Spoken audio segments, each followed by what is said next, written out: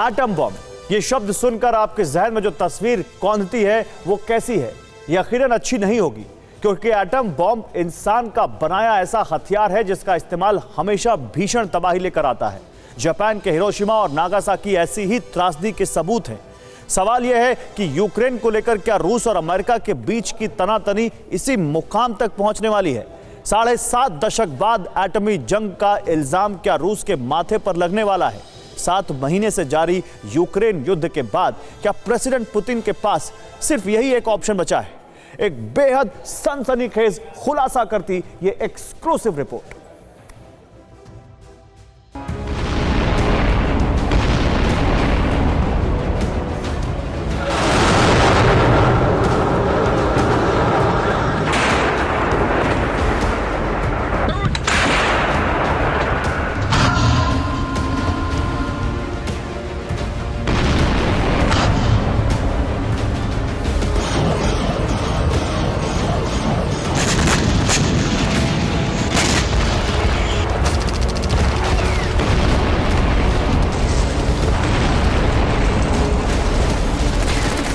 रूस के president Vladimir Putin ने ज़ेलेंस्की से कहा कि आओ बात करते हैं।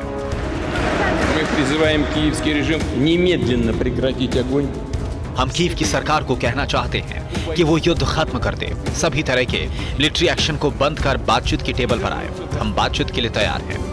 Мы к этому готовы. Об этом не раз было сказано.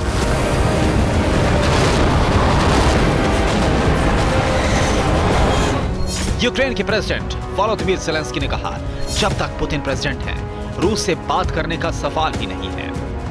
З цим російським президентом це неможливо. रूस से बात करने में हमें कोई गुरेज नहीं है, लेकिन बात तब करेंगे जब पुतिन को सत्ता से हटा देंगे। Діалогу з Росією, але вже з іншим президентом Росії. रूस ने कहा कि बातचीत नहीं करोगे तो मिसाइलों के साथ एटम बम भी दाग सकते हैं, और इसे मजाक समझने की बिल्कुल भी गलती ना करें।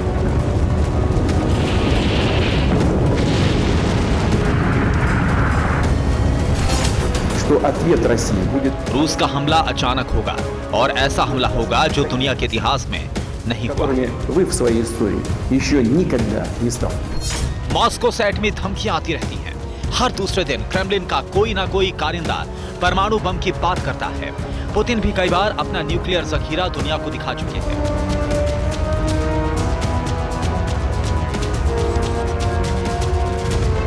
लेकिन बात वाकई इतनी सीरियस हो जाएगी कि रूस के परमाणु हथियारों की मोर्चे पर रवानगी हो जाएगी, इसका अंदेशा किसी को ना था। लेकिन अब तस्वीर तस्दीक कर चुकी है।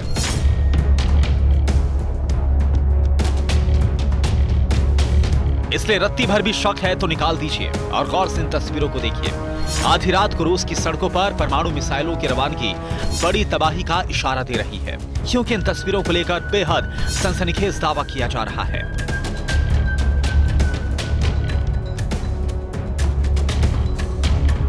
रूस ने अपनी न्यूक्लियर मिसाइलों को मोर्चे पर भेज दिया है। रूस के कई इलाकों से एटमी मिसाइलें यूक्रेन बॉर्डर की तरफ रवाना की गई हैं। यह हम नहीं कह रहे हैं, यह दावा अमेरिकी मीडिया की तरफ से किया गया है, जिसके मुताबिक रूस की एटमी मिसाइलों की खेप मॉस्को के बाहरी इलाकों से मूव करती नजर आई है।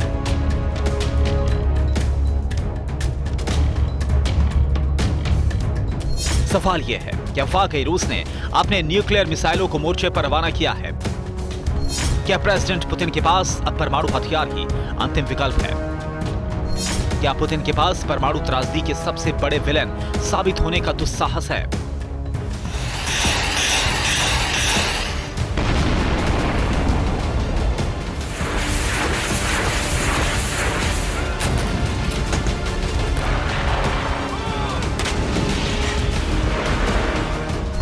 यूक्रेन में बार बार, हर बार और लगातार मिलती शिकस्त से पुतिन पर हद से ज्यादा प्रेशर है। इतना ही नहीं, अमेरिका और यूरोप जिस तरह से रूस को चिढ़ा रहे हैं, उससे जानकार भी मानने लगे हैं कि पुतिन के पास अब एटमी हथियार ही आखिरी ऑप्शन है।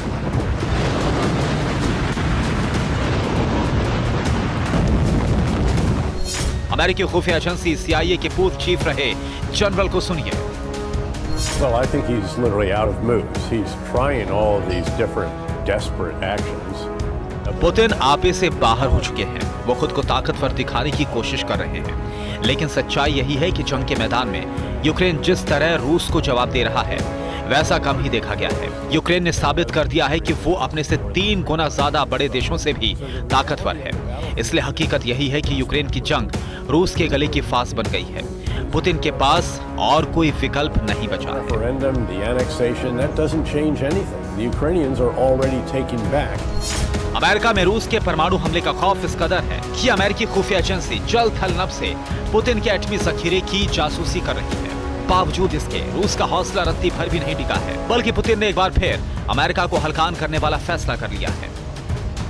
यूक्रेन के पूर्वी इलाके में डोनेत्स्क, लुहांस्क, खरसन और ज़ापोरिज़िया ऑफिशियली रूस का हिस्सा हो चुके हैं। प्रेसिडेंट पुतिन ने चारों इलाकों के रूस में विलय को मंजूरी देने वाले कानून पर दस्तखत कर दिए हैं। इसके साथ ही इन इलाकों पर रूस का परमानेंट कब्जा हो चुका है। इतना ही नहीं, क्रेमलिन की तरफ से साफ कह दिया गया है कि भले ही जमीन आसमान एक हो जाए, यूक्रेन की जमीन हमेशा रूस की रहेगी। प्रेसिडेंट पुतिन ने बता दिया है कि अब रूस आर या पार का फैसला कर चुका है। अब किसी की नहीं सुनेंगे, न डरेंगे, न झुकेंगे, जरूरत पड़ी तो एटम बम भी फोड़ेंगे।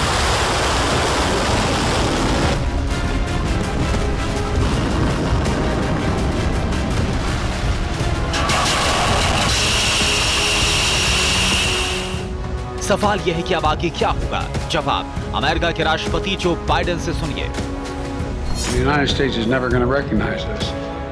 यूक्रेन के कब्जाए इलाकों को अमेरिका कभी भी मान्यता नहीं देगा, बल्कि दुनिया भी मान्यता नहीं देगी। पुतिन अपने पड़ोसी की जमीन कब्जा कर ऐसे ही नहीं जा सकते हैं। हम और हथियार देते रहेंगे ताकि यूक्रेन अपनी सुरक्षा करते रहे।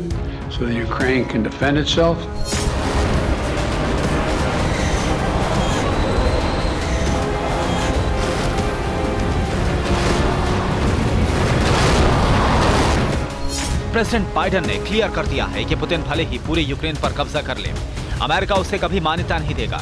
वैसे पुतिन को मान्यता चाहिए भी नहीं। पुतिन जो चाहते थे वो मिल चुका है। अब बारी उस देश की है जिसने ज़ेलेंस्की को उकसाया, भड़काया और रूस के खिलाफ लड़वाया। इसलिए असल सवाल तो यह है कि ज़ेलेंस्की के मददगार क्या करेंगे। अमेरिका के साथ साथ यूक्रेन को सबसे ज्यादा हथियार यूरोपीय देशों से ही मिले हैं। यही वजह है कि जब परमाणु मिसाइलों की मूवमेंट की तस्वीर काफी तेजी के साथ अब वायरल हो रही है, इसके बाद सबसे ज्यादा खौफ यूरोपीय देशों में ही है। ऐसा हो क्यों रहा है, इसे भी आप समझिएगा। झगड़ा रूस का है, मसला यूरोप का है और यूरोपीय देशों ने अमेरिका के उकसावे पर पुतिन से बड़ी दुश्मनी मोल ले ली है। यूक्रेन के 4 इलाकों को रूस में शामिल करने के बाद बड़े बड़े ऐलान हुए हैं।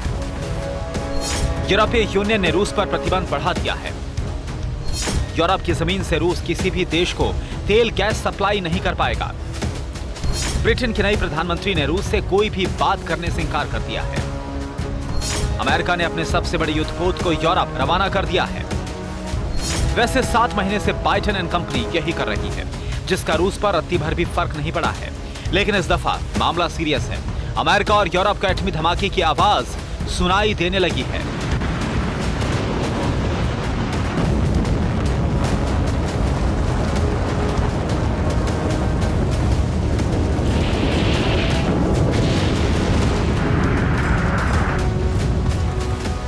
सवाल यह है कि क्या होगा अगर रूस यूक्रेन पर एटमी हमला करता है।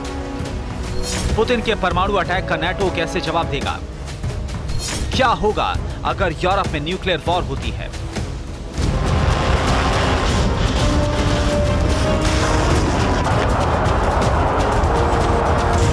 कयामत आ जाएगी, कयामत। और विस्तार से समझना है तो डायनासोर की विलुप्ति के उदाहरण से समझना होगा।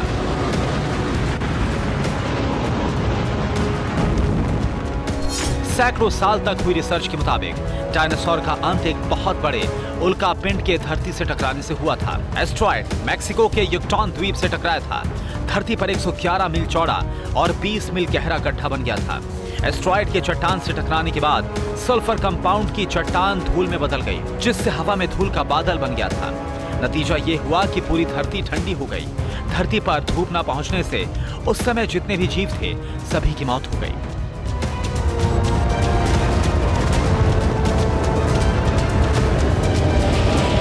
सवाल यह है कि परमाणु तबाही और डायनासोर का वजूद मिटने का क्या ताल्लुक है?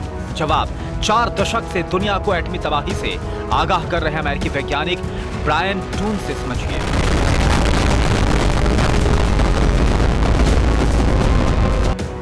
डायनासोर ने कुछ भी ऐसा गलत नहीं किया था जिससे उनका वजूद मिट गया। ये उनकी तकदीर थी। उल्कापिंड धरती से टकराया और उस दौर में धरती पर मौजूद 70% प्राणियों का खात्मा हो गया। दुर्भाग्य से मौजूदा वक्त में इंसान की तकदीर भी डायनासोर की तरह हो सकती है, लेकिन ये उल्कापिंड नहीं होगा। इसकी वजह परमाणु युद्ध होगा।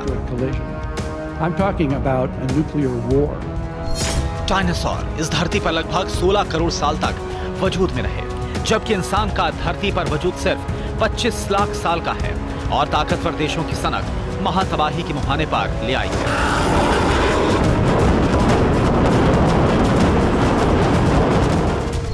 मौजूदा वक्त में दुनिया के 9 देशों के पास 20,000 से ज्यादा न्यूक्लियर वेपन हैं, जिनमें से 5,000 वॉरहेड लॉन्चिंग के लिए रेडी की पोजीशन में रखे गए हैं, जबकि 2,000 परमाणु हथियारों को हाई ऑपरेशन अलर्ट पर रखा गया है।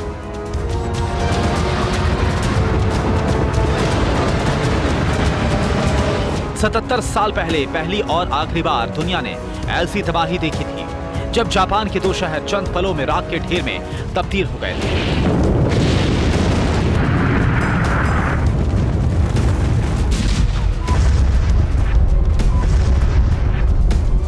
21वीं सदी में दुनिया एक बार फिर ऐसे ही मंजर की मुहाने पर है।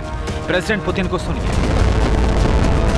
पुतिन की बातों का लब्बो-लुआब यही है कि अगर जरूरत पड़ी तो परमाणु बम का बटन दबाने से पुतिन हिचकेंगे नहीं। लेकिन यह हमला कहां होगा, कैसे होगा और होगा तो क्या होगा, ऐसे समझिए।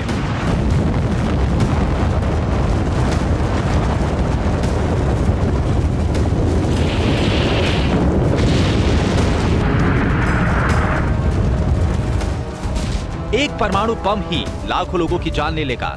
10 परमाणु बम एक देश का नामो निशान मिटा सकते हैं। अमेरिका और रूस के बीच बड़ा परमाणु युद्ध छिड़ गया तो 10 करोड़ से ज्यादा लोगों की मौत हो सकती है। 2 अरब लोग भूखमरी के कगार पर पहुंच जाएंगे। हिरोशिमा में 1.5 लाख और नागासाकी में 74,000 लोग एक साथ मारे गए थे। हमले वाली जमीन लावे की तरह गर्म हो गई थी। तब जमीन का तापमान 4000 डिग्री पहुंच गया था। जमीन, मकान, पेड़ पौधे और इंसान पल भर में खाक हो गए थे। 77 साल में रूस और अमेरिका ने इससे हजारों गुना ताकतवर बम बना लिए हैं।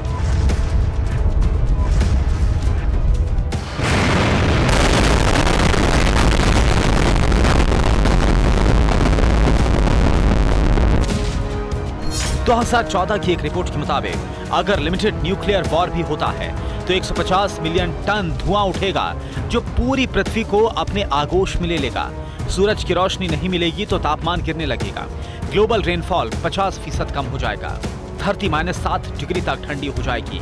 मतलब दुनिया फिर से आइस एज यानी कि हिमयुग में पहुंच जाएगी।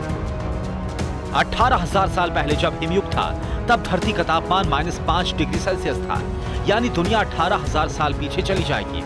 सवाल यह है कि क्या रूस और अमेरिका दुनिया में यही चाहते हैं?